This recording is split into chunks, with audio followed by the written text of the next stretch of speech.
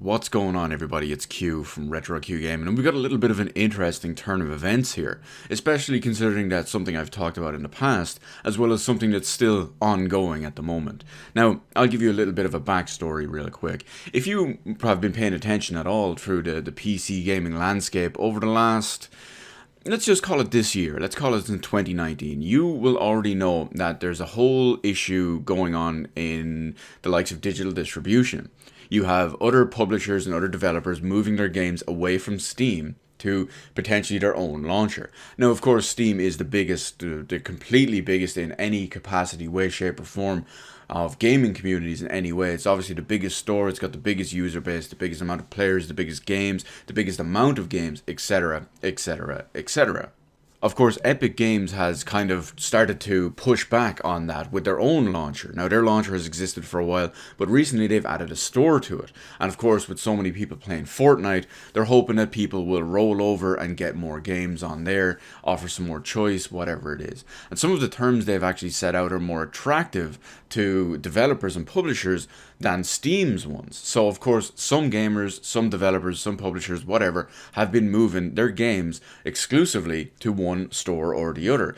For example, previously when you look at games like Ubisoft's The Division 1 launched on Ubisoft's own store. It also launched on Steam. Now, however, The Division 2 is only launching on Ubisoft's own store, which is Uplay, as well as the Epic Games launcher. It's not launching on Steam at all. Now, there's so many questions in relation to this. We all know the high-profile one that really tipped the scales and it really set everyone talking was Metro Exodus, where the publisher, Deep Silver, actually pulled the game from Steam after a long pre-order period, after a long advertisement period, all pre-ordering, all showing, all emphasizing, whatever, on Steam. And then 2 weeks before launch, they pulled it entirely from Steam, unless you already had an existing pre-order, and moved it exclusively on PC to the Epic Games Store.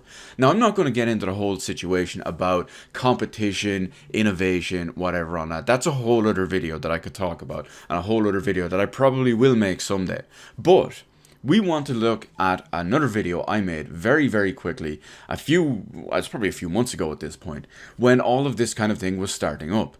I theorized that because of the nature of everyone moving their own games to their own launcher and whatnot, as well as needing an extreme high-profile title to really gain traction for that launcher and to get people to willingly move across, because let's face it, people aren't going to move across for Fallout 76, but what people are going to move across for is Fallout 5.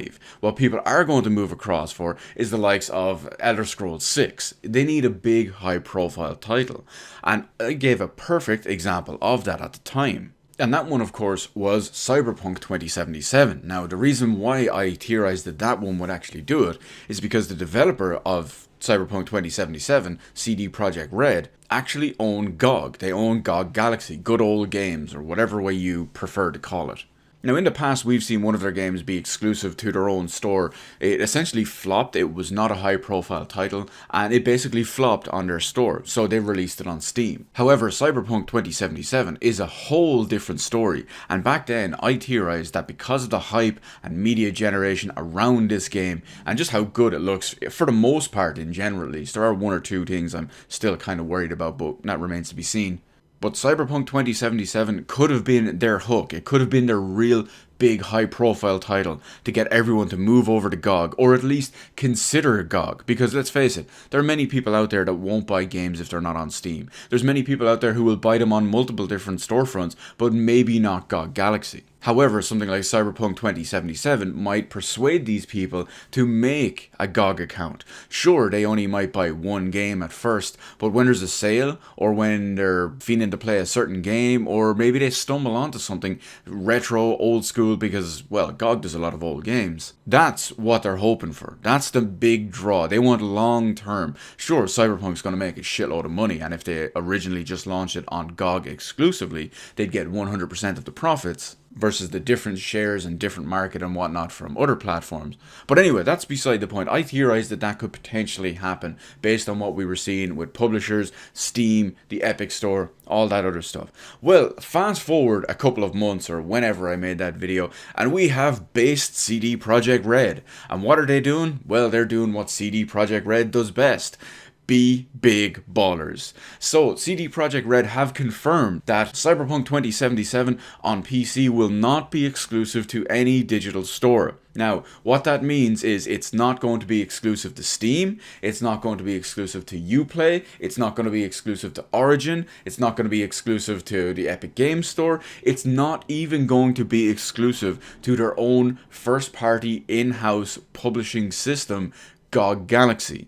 So what we will most likely see is potentially Cyberpunk 2077 launch on all the platforms I just listed. But what I think will most likely be the case, I think realistically we will see it on GOG, I think we'll see it on Steam, and I think we'll probably see it on the Epic Games Store at the same time. Now again, this video, I'm not going to get into the whole merits, the pros and cons and whatnot of competition, different stores, whatever it is. I'm not talking about that. I'm talking about people worrying, people looking, people handling situations correctly or incorrectly for that matter. And we have CD Projekt Red with one of the biggest, highest profile games in recent memory announcing that they're going to make it available on every or at least non-exclusive storefronts. There's no specific details listed so far, but like I said, I do reckon it will be on those 3 platforms that I listed: Epic Games, Steam, and GOG Galaxy. Anyway, let me know in the comment section below what your whole thoughts and opinions on this situation are. Are you happy that this is coming to everything? Would you prefer to see it as a GOG Galaxy exclusive, as a Steam exclusive, as an Epic Store exclusive, or do you think it'll launch on everything, including more than the 3 platforms I just listed?